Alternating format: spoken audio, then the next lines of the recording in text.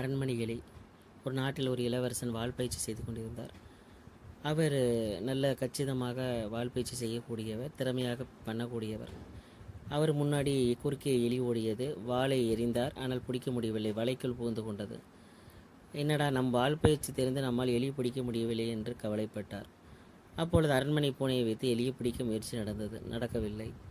பிறகு அரேபியம், பாரசீகம் போன்ற நாடுகளில் உள்ள பூனைகள் புலி உயரம் இருக்கும், அதையும் கொண்டு வந்து பார்த்தார்கள். அதனாலையும் பிடிக்க முடியவில்லை. சரி என்று யோசனை பண்ணி கொண்டு இருக்கும் பொழுது அங்கிருக்கிற மந்திரி வீட்டு பூனையை வச்சு பிடிக்கலாம். அது எப்படி வீட்டு பூனையை பிடிக்க முடியும் அப்படின்னு கூற, அது வந்தவுடன் லபக்கென்று பசியில் பிடித்து கொண்டது. பிறகு அவர் மந்திரி சொன்னார், அரண்மனை பூனை பசியில் இருப்பதனால் அதால் பிடிக்க முடியவில்லை. ஆனால் வீட்டு பூனை பசியில் பிடித்து கொண்டது. அதனால் எந்த காரியத்தையும் நாம் கச்சிதமாக செய்து முடிக்க வேண்டும் என்றால் அதனுடைய பசி ஒன்று வேண்டும்.